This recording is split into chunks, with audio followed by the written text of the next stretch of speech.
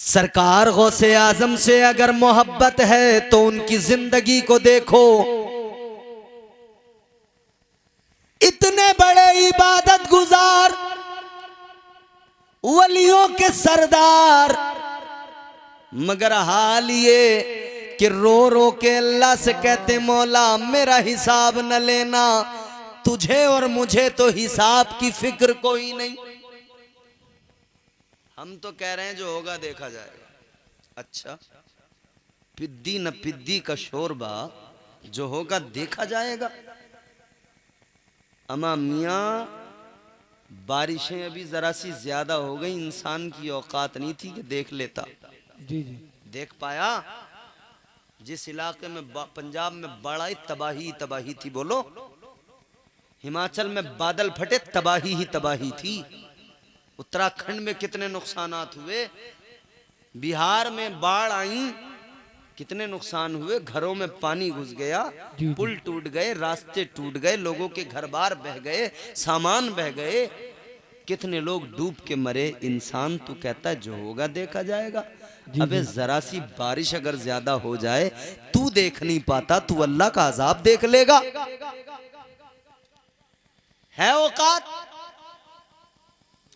मगर मर गया वो एहसास के आदमी फिक्र करे कि मुझे मरना है। जी जी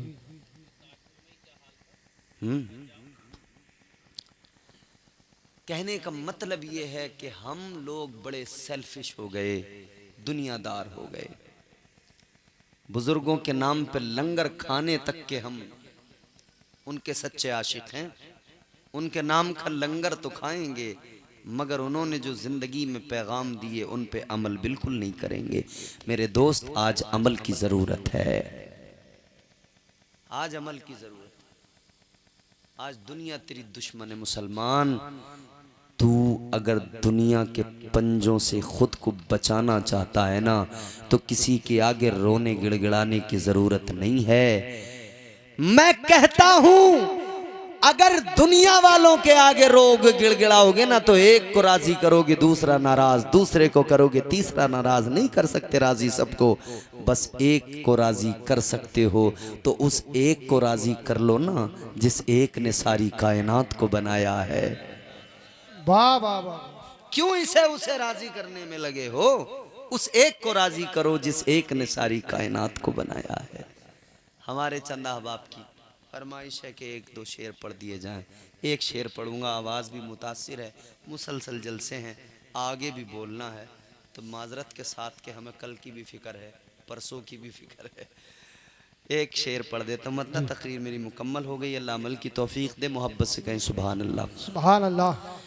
तेरे के सहारे वाह वाह वाह। या रसूल अल्लाह,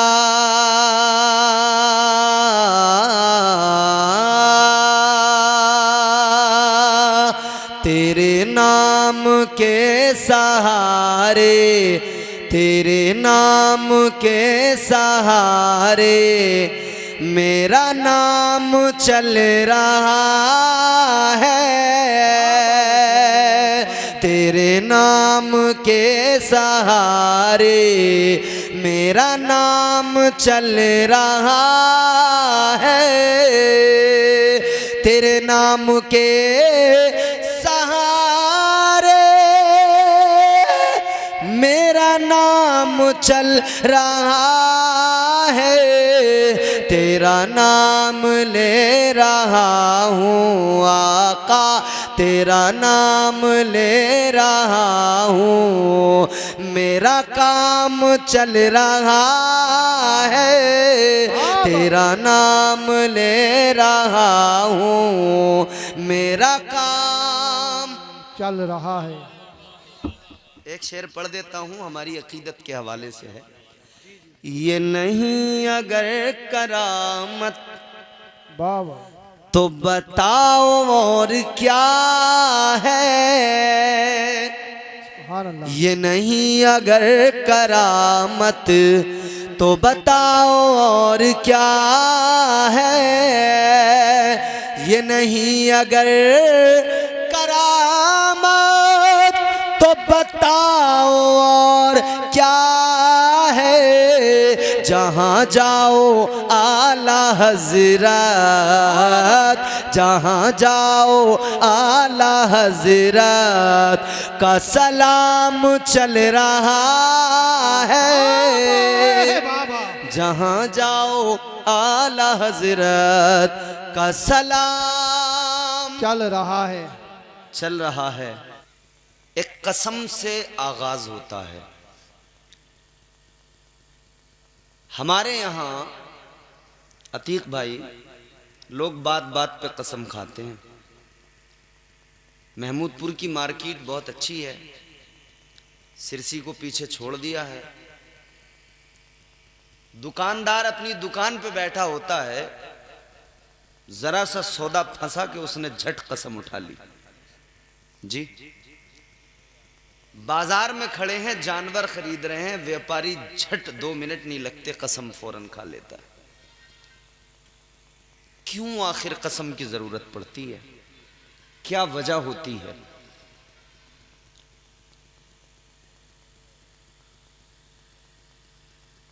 कसम इंसान उस वक्त उठाता है जब उसे अपनी बात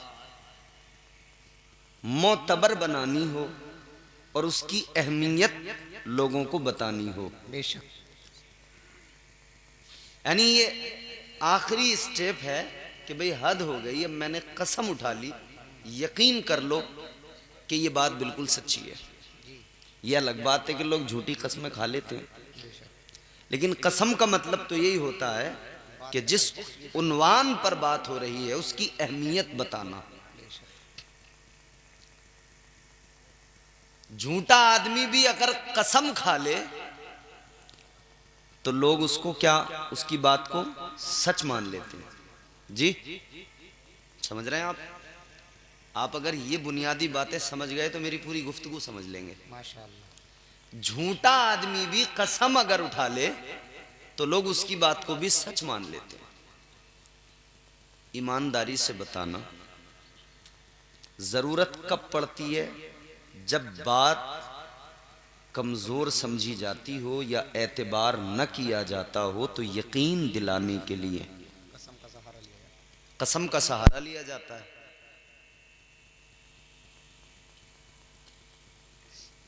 अल्लाह की बारगाह में अर्ज करो, मौला तुझसे बढ़कर सच्चा कोई नहीं, तू जो फरमा दे उसका मुनकिर कोई नहीं। अगर मोमिन है, कलमा पढ़ता है, तो या अल्लाह तू कसम उठाए ना उठाए, तू जो फरमा दे हम तो उसको मान ही लेंगे। बेशक बेशक। तुझे कसम की जरूरत क्यों पड़ी? तू तो रब है, खालिक है, मालिक है, जहन में आता नहीं, अक्लों में समाता नहीं, दायरे तेरा इहाता कर नहीं सकते,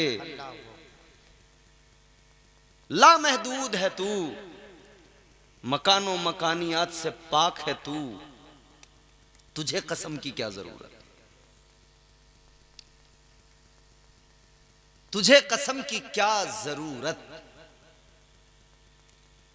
यहां पर मुफस्सिरीन इकराम फरमाते हैं कि अल्लाह ताला ने कुरान मजीद में जहां जहां भी कसमों को याद किया वहां इसलिए नहीं कि रब की बात पर कोई यकीन नहीं करेगा इसलिए अल्लाह को कसम की जरूरत नहीं, हरगिज नहीं।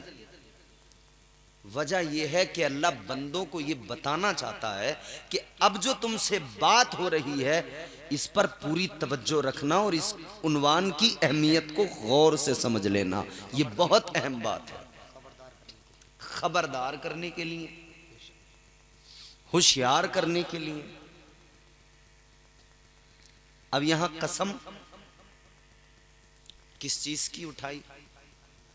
फरमाया वल असर, जमाने की कसम। बेशक।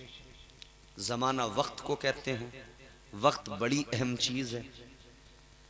आप अपने घर से आए, जलसे में बैठ गए, 2-4 घंटे का वक्त आपने यहाँ लगाया, ये बहुत अहम वक्त था, लेकिन आपने इस अहम वक्त को उससे भी ज्यादा अहम काम में लगा दिया, यानी अल्लाह और उसके रसूल के जिक्र में लगा दिया। सुभान अल्लाह सुभान अल्लाह। आमतौर पे तो लोग ये 2-4 घंटे यूं भी बिलुमूम 12 से 1 बजे तक लोग मोबाइल में ये वक्त गुजार ही देते हैं, लेकिन वहाँ वक्त बर्बाद होता है, यहाँ वक्त कामयाब हो गया है। बेशक बेशक।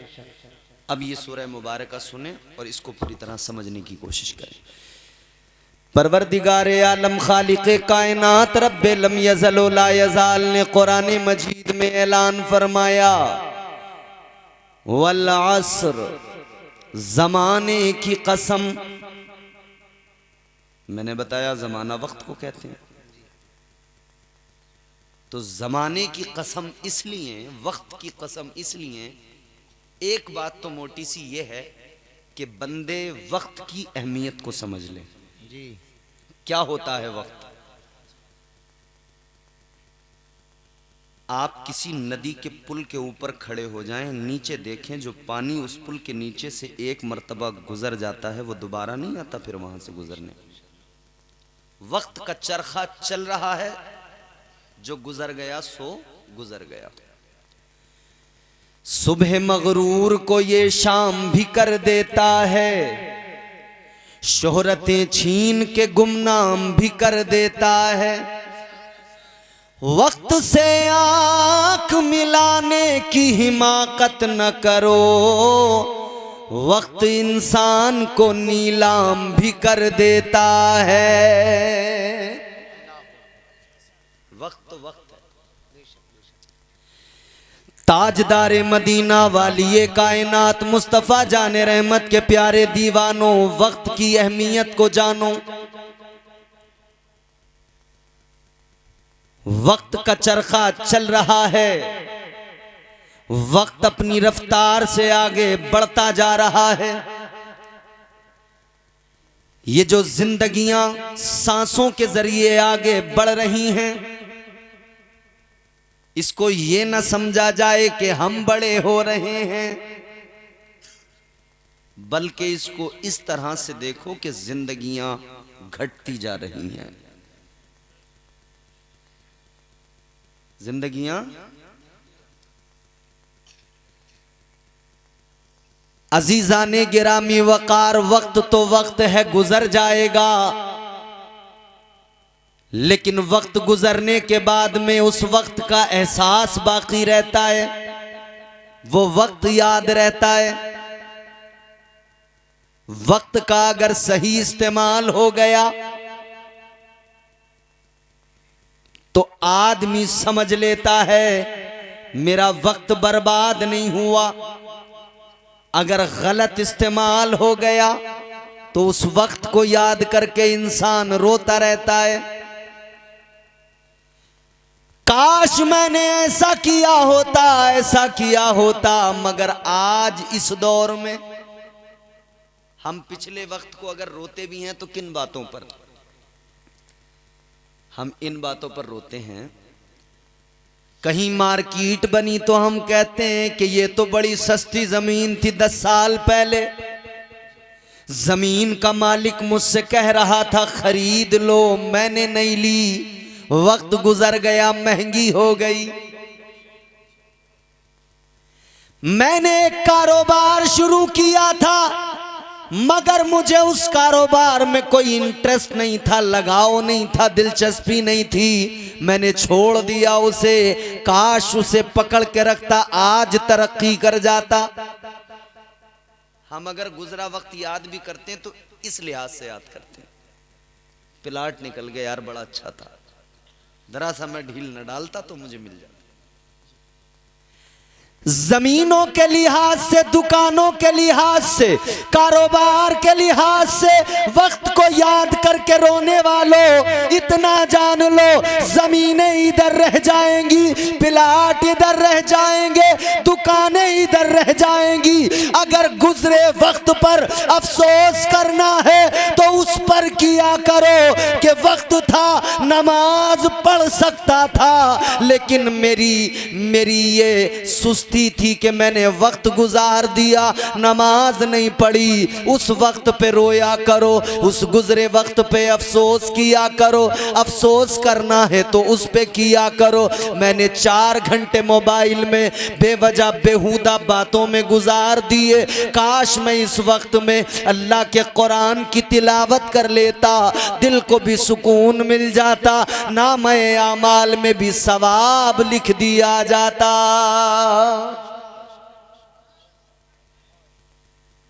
अगर गुजरे वक्त को याद करके एहसास करना है तो उस वक्त को याद करो जिसमें रब की नाफरमानियां की, उस पर अफसोस करो।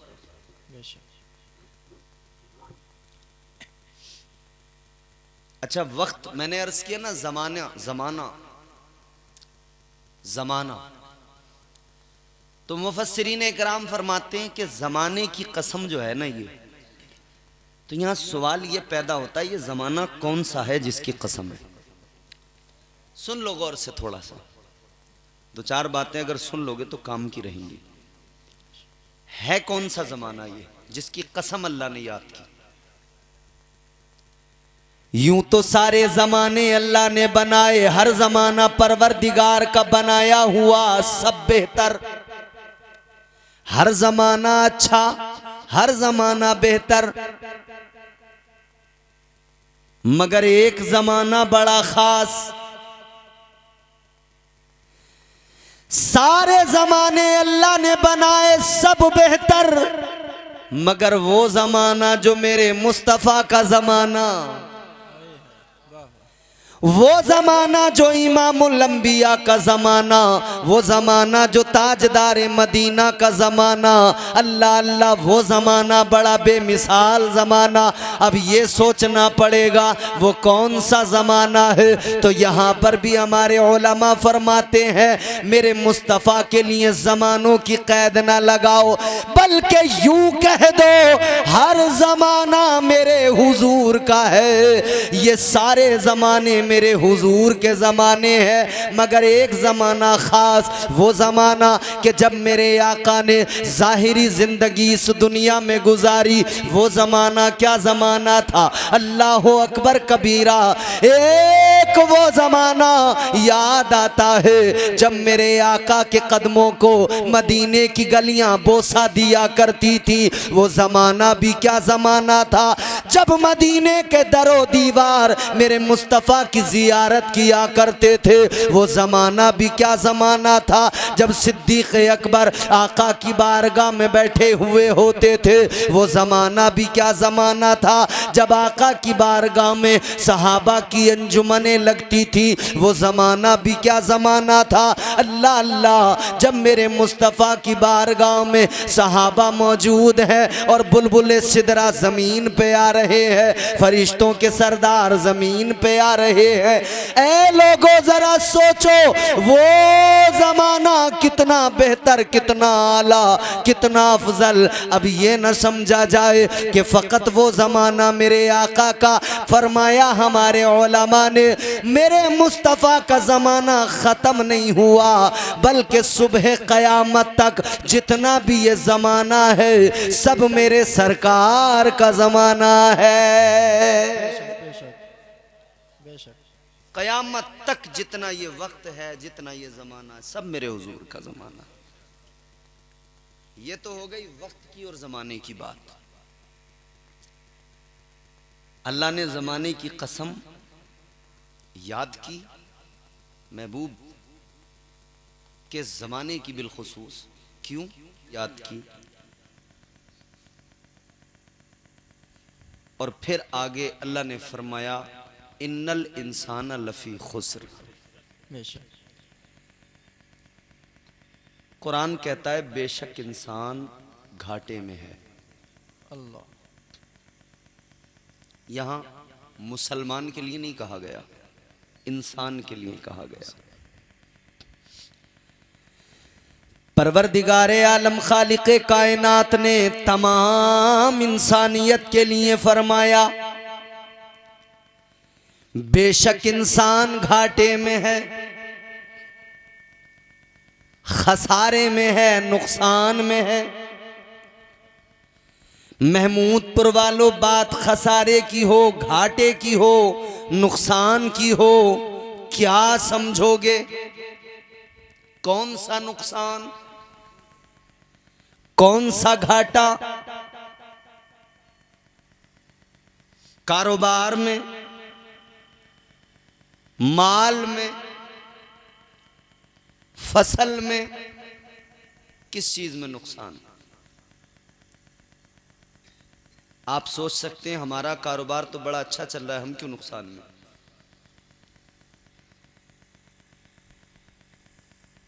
इंसान सोच सकता है मैंने तो जमीनें खरीद ली, प्लॉट ले लिए, मैं कैसे नुकसान में? मैंने बिजनेस ले कर लिया, तरक्की कर ली, घर अच्छा बना लिया, घर में एसी लगा ली, पानी भी अब आरओ का पीता हूं, सादा नहीं पीता, मैं कैसे नुकसान में? ऐ लोगों, बात अगर कारोबार के नुकसान की हो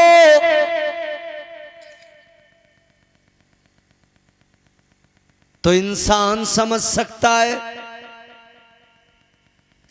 कि कारोबार का नुकसान कारोबार के जरिए ही मुनाफे में भी तब्दील किया जा सकता है।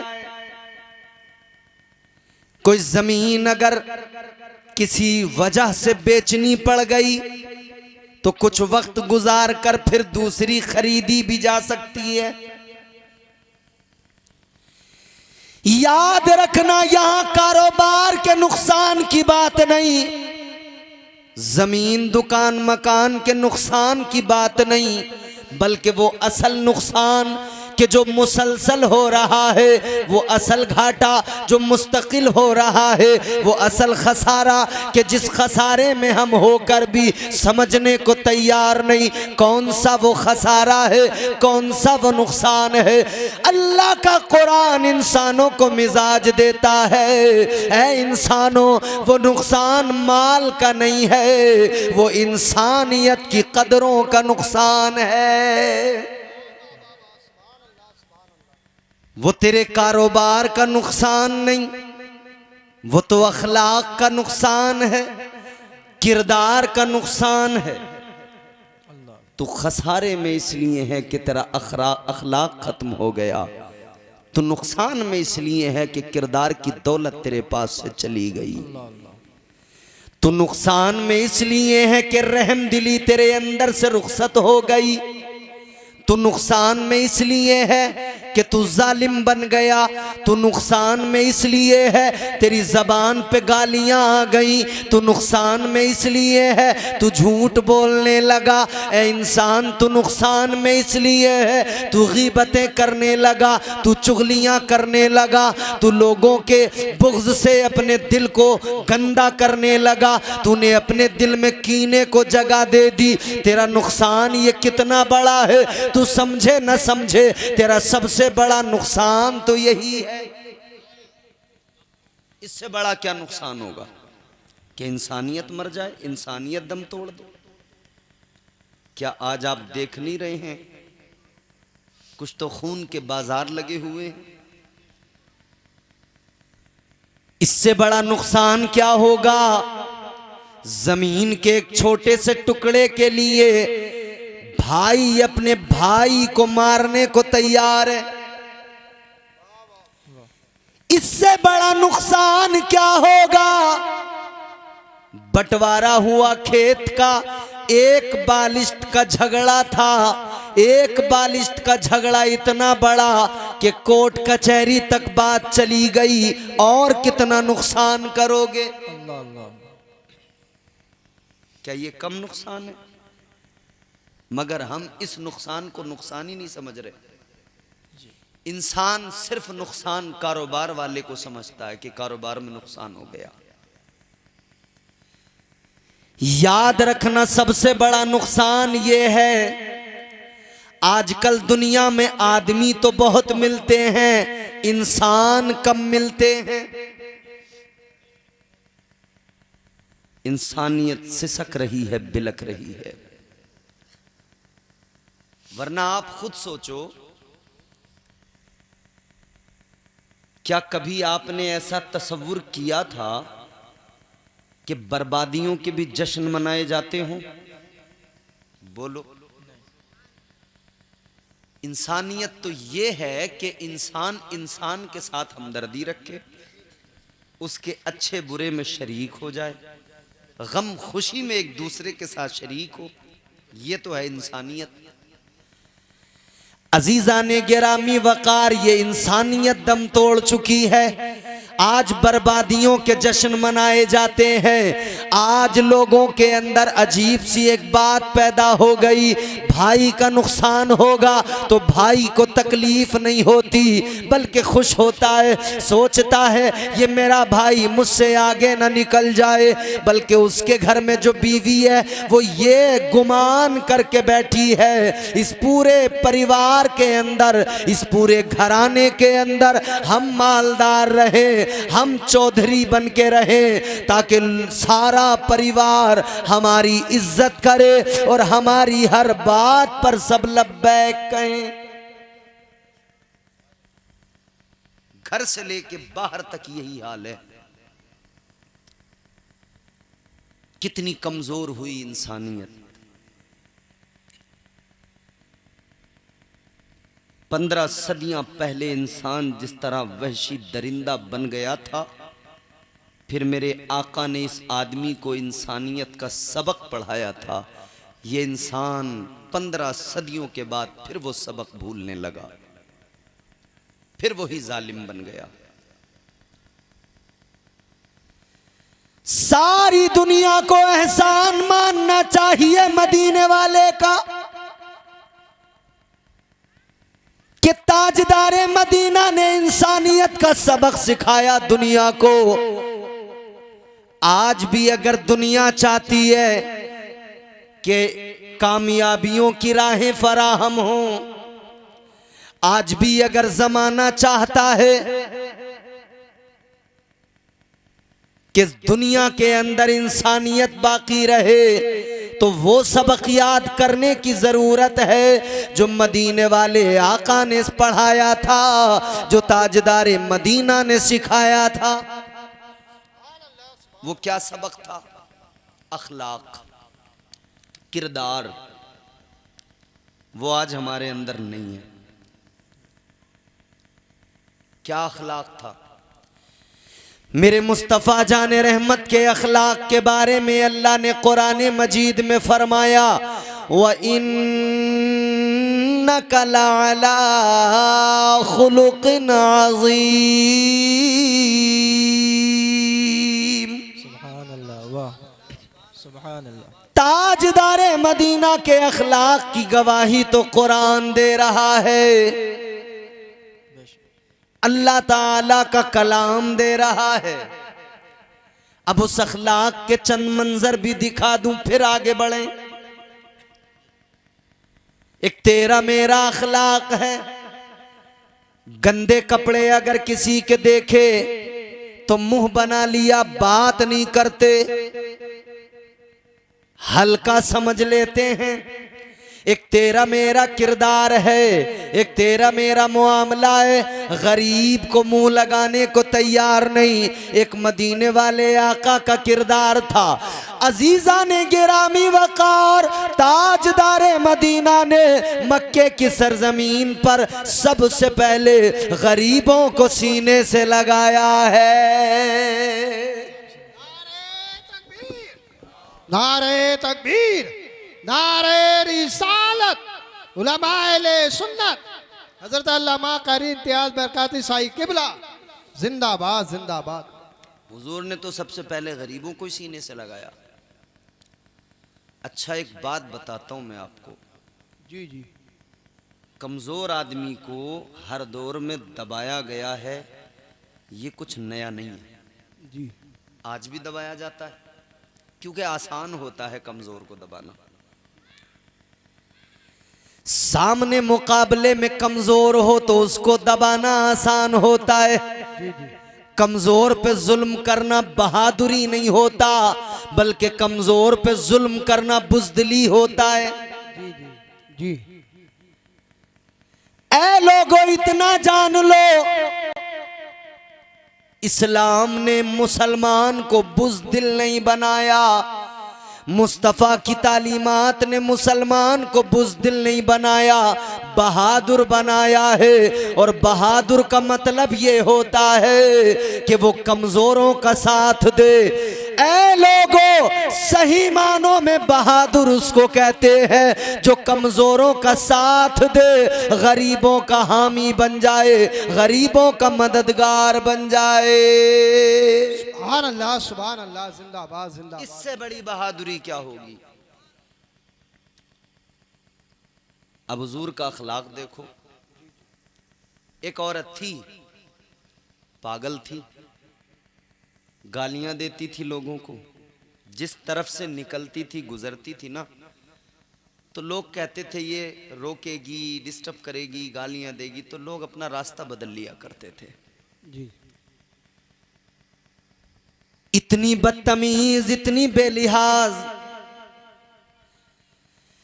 रास्तों के अंदर लोग जब देखते कि सामने से आ रही है, रास्ता बदल दिया करते थे।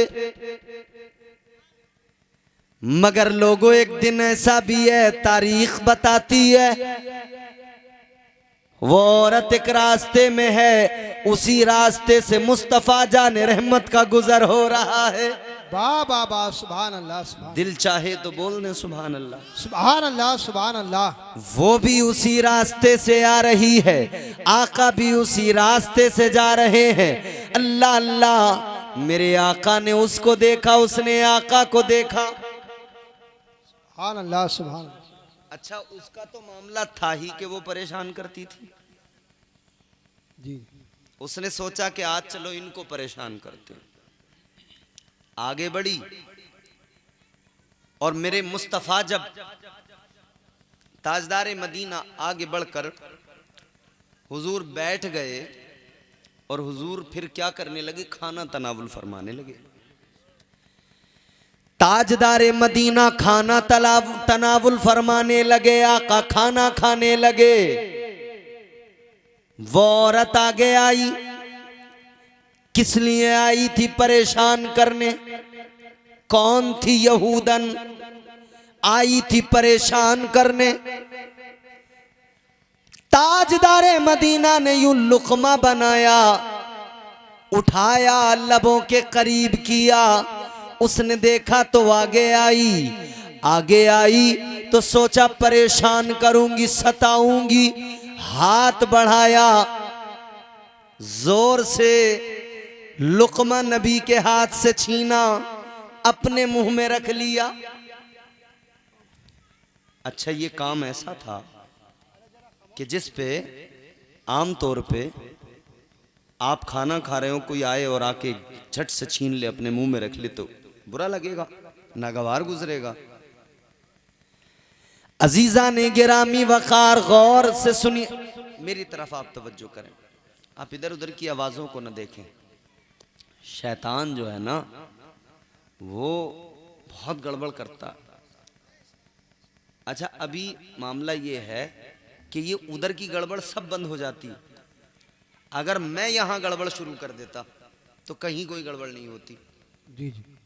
क्योंकि ये हुजूर का मिंबर है, ये हुजूर का, इसका तकद्दुस है, इसका अदब है।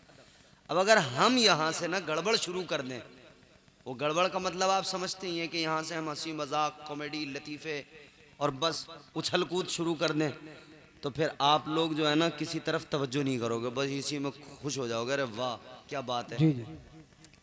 लेकिन जब बात संजीदगी से होती है, कुरान की होती है, तो शैतान फिर इस फिक्र में लग जाता कि इन्होंने अगर कुरान और हदीस की बातें सुन के और कहीं अमल करना शुरू कर दिया तो मेरा तो नुकसान हो जाएगा। जी जी।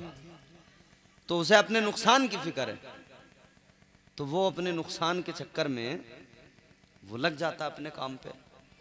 तो वो अपने काम पे जब लगता है तो वो ऐसे ही मामले तैयार करता है जैसा ये तैयार हो गया है, समझ रहे हो? आप जरा गौर से सुनिए। आई, आगे बढ़ी, हाथ से आका के लुकमा छीना, मुंह में रखा, निगलने लगी। मेरे मुस्तफा जाने रहमत नाराज नहीं हुए, चेहरे का रंग नहीं बदला, माथे पर शिकन नहीं पड़ी, आका को गुस्सा नहीं आया। मदीने वाले मुस्तफ़ा ने उसको देखा, मुस्कुराए। मुस्तफ़ा जाने रहमत ने दूसरा लुक़मा बनाया, उसको सब्जी में डुबोया, सालन में डुबो कर आका ने उसकी तरफ कर दिया। फरमाने लगे, एक छीन के खाया है, लगता है भूख लगी है, ले और लुक़मा है ये भी खा ले।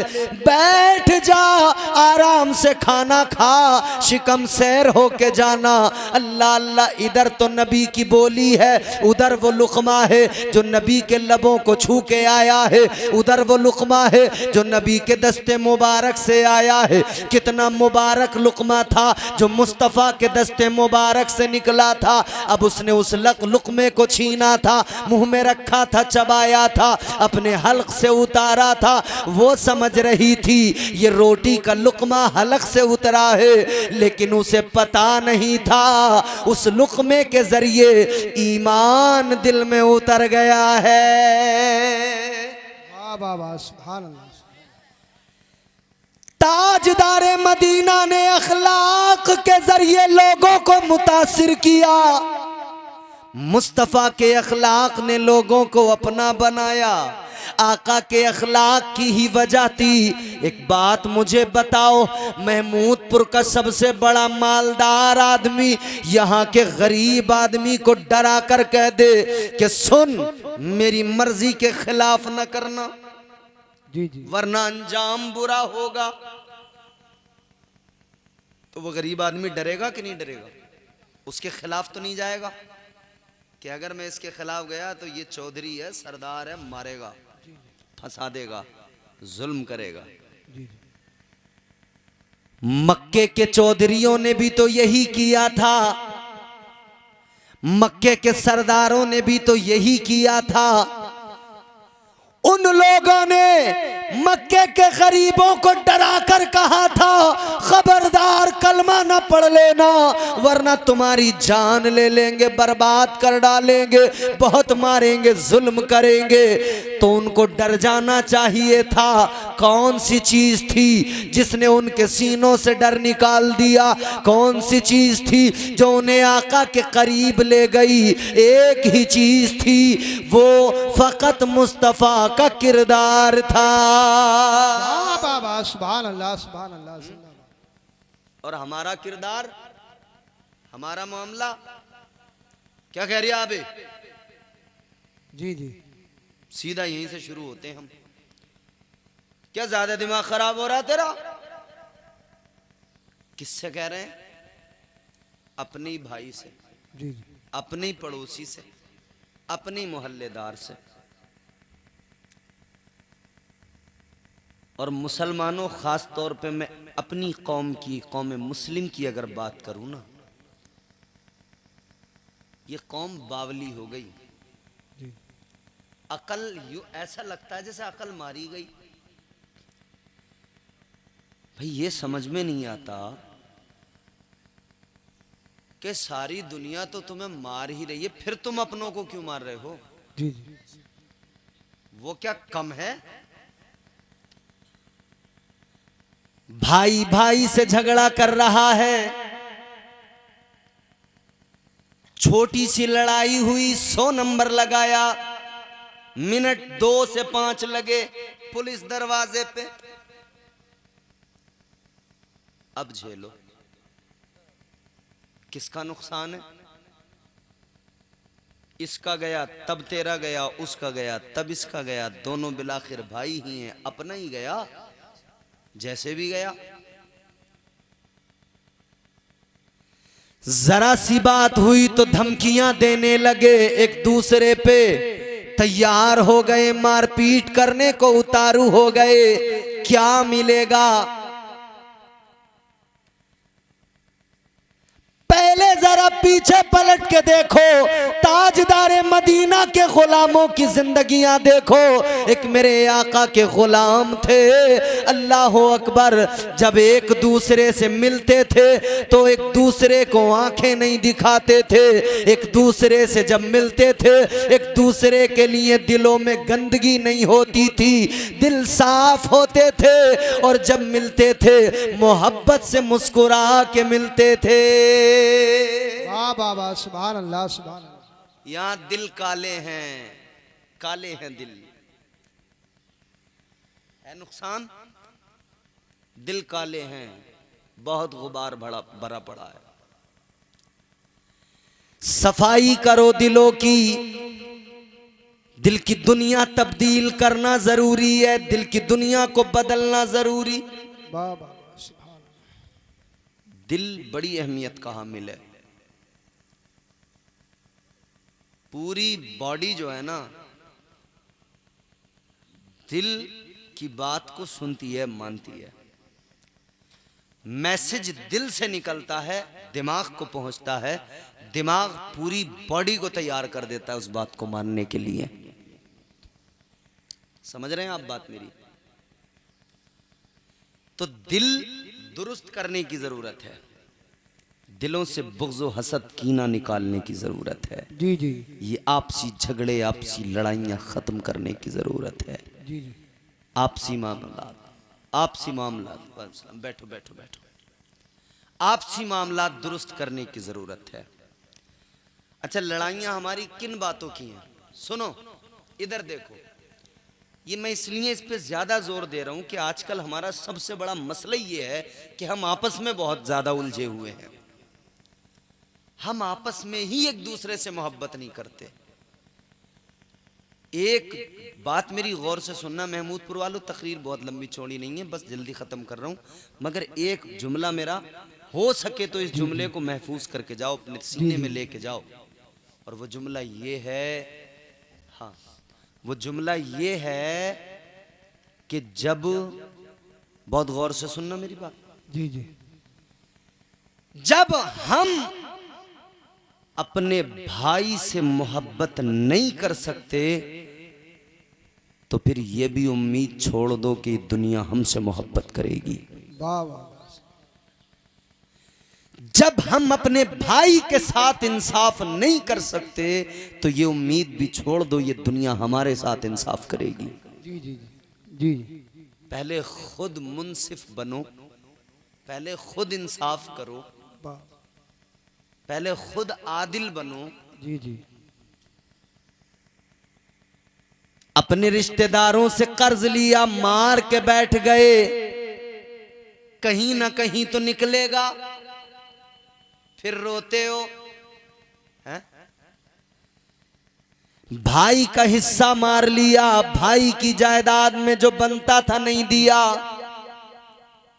तो उठाना तो पड़ेगा नुकसान कहीं ना कहीं। याद रखना, जब अपनों को सताओगे, अपनों को दबाओगे, तो ये भी जान लेना तुम्हें भी दबाने कोई ना कोई आएगा, तुम्हें भी सताने कोई ना कोई आएगा। फिर जब वो सताने आएगा, वो दबाने आएगा, फिर दाएं बाएं देखोगे, फिर कोई साथ देने वाला अपना अपने आसपास में नजर नहीं आएगा। वाह वाह वाह, सुभान अल्लाह। कि वो अपनी जिंदगी में अपने अमल के जरिए अपने चाहने वालों, अपने मानने वालों को सिखा के जाता है कि ये मेरा अमल देख लो, मेरा अमल देखकर अपनी जिंदगियों को अमल की रोशनी से मुनव्वर कर लो। वाह वाह वाह, सुभान अल्लाह। उसकी जिंदगी की सबसे बड़ी करामत ये होती है। हरम शरीफ में गर्म पत्थरों पे सर रख के एक आदमी रो रहा था, बहुत दर्द के साथ रो रहा था। हम तो रोते नहीं, हमारे दिल पत्थर के हो गए, सख्त हो गए। हाँ, हम रोते हैं। कब रोते हैं? जब हमारा कारोबार में नुकसान होता है, हम रोते हैं। जी जी। जब हमारे यहाँ कोई बीमार हो जाए तब हम रोते हैं। जी। बच्चे बीमार हो जाए तब रोते हैं, माली नुकसान हो जाए तब रोते हैं, यानी हम दुनिया के लिए रोते हैं। अजीजा ने गिरामी वकार, दुनिया के लिए तो रोते हैं मगर अल्लाह के लिए कभी नहीं रोते।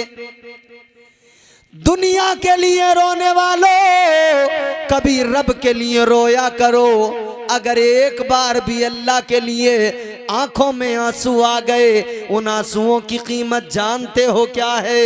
आप सुनो गौर से, आप दुनिया के लिए रोए, आंसू बह गए, कोई कीमत नहीं। कारोबार के लिए रोए, आंसू बह गए, कोई कीमत नहीं। मगर कभी दो आंसू अल्लाह की याद में, उसकी मोहब्बत में, उसके खौफ में बहा के देखो, उन आंसुओं की कीमत क्या। आओ मदीने वाले आका से सुनते हैं। ताजदार मदीना ने फरमाया, उन दो आंसुओं की कीमत बड़ी जो अल्लाह की याद में आंखों में आए। उन दो आंसुओं की कीमत बड़ी जो अल्लाह के खौफ के सबब आंखों में आए। फरमाया मेरे आका ने, उन दो आंसुओं की कीमत ये कि बरोज़े क़यामत वो दो आंसू अल्लाह के गुस्से की आग को ठंडा कर देंगे।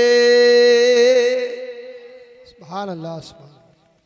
हम नहीं रोते, हम छोटे लोग हैं, वो बड़े लोग थे, बहुत रोते थे। हजरत इमाम बू अली हयाती फरमाते हैं कि मैंने देखा एक आदमी गर्म पत्थरों पर सर रख के दर्द के साथ रो रहा है। जी जी। और वो अल्लाह की बारगाह में रोते हुए पता क्या कह रहा है? वो अल्लाह की बारगाह में कह रहा है, ऐ मौला, कल मैदान महशर में परवरदिगार मेरा हिसाब न लेना। हाय हाय, हम तो कभी सोचते ही नहीं कि मरना भी है।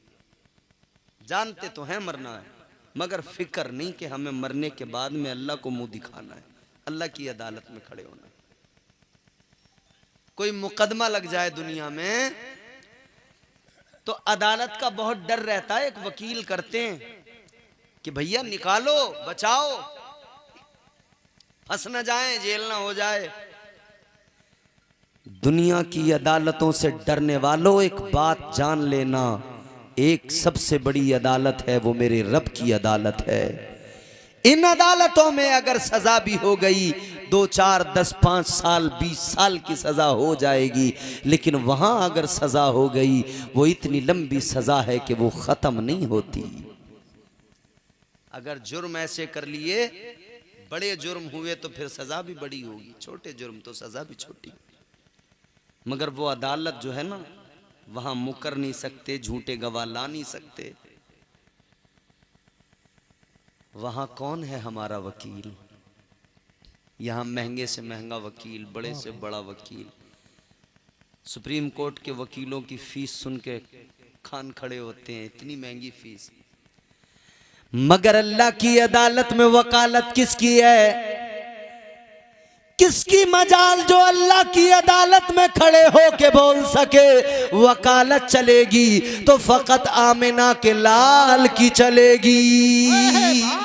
सुभान अल्लाह, सुभान अल्लाह। जिंदा उनको अपना वकील बना लो और कह दो उनकी बारगाह में रोकर, वो कहो जो आला हजरत ने कहा, मैं मुजरिम हूँ आका, मुझे साथ ले लो। मैं मुजरिम हूँ आका, मुझे साथ ले लो, कि रस्ते में है जा बजा थाने वाले। जिंदाबाद, जिंदाबाद। उन्हें अपना बना लो, उनके बन जाओ। जी जी। रोने वाला रो रहा है। जी जी। हाँ, मैंने सुन लिया। रोने वाला रो रहा है, कहता है मालिक मेरा हिसाब न लेना। जी जी। महमूदपुर वालों, दिल से सुन लेना ये बात। कहता है या अल्लाह मेरा हिसाब न लेना। अगला जुमला तो ऐसा है कि दिल को तड़पा देता है, दिल फट जाता है। जी जी। रोने वाला रो के कहता है ऐ मौला मेरा हिसाब न लेना। या अल्लाह अगर हिसाब लेना जरूरी हो जाए तो यूं करना कि मुझे अंधा कर देना। ऐ मौला मैदान महशर में मेरा जब दफ्तर खुलेगा तेरा महबूब मौजूद होगा, कुल कायनात मौजूद होगी। या अल्लाह अगर हिसाब लेना जरूरी हो जाए तो मुझे नाबीना कर देना। इमाम अबू अली हैती कहते हैं कि मुझे लगा कि शायद कोई गुनहगार है जो रो रहा है इतने दर्द के साथ। कहते फिर मैंने देखा वो रोने वाला चीख मार के रोया और बेहोश होके गिर गया। इमाम अबू अली हैती कहते हैं मैं आगे बढ़ा, मैंने सोचा जाके देखूं तो जरा कौन है इस दर्द से रोने वाला। अब जुमला अगर दिल को लगे तो बोलना। कहते मैंने सोचा जरा देखूं तो जाकर कौन है इस दर्द से रोने वाला, कौन है इस दर्द के साथ आंसू बहाने वाला। कहते मैं समझ रहा था गुनहगार होगा। कहते मैं जब करीब गया, मैंने जब चेहरे से जुल्फों को हटा के देखा, मेरा कलेजा मुंह को आ गया। ये रोने वाला कोई गुनहगार नहीं था, ये रोने वाले सरकार गौसे आजम अब्दुल कादिर जीलानी थे। वाह वाह वाह, सुभान अल्लाह सुभान। 11वीं के जलसे करने वालों कभी रोए? 11वीं तो हर महीने धूमधाम से हो रही है, अच्छी बात है, करें। 22 से बरकत है, 22 से सवाब है, बुजुर्गों से फैज हासिल करने का जरिया है। लेकिन गौसे आजम को मानना बस इतना ही नहीं होता कि 11वीं कर ली और हम पक्के कादरी हो गए। वाह वाह।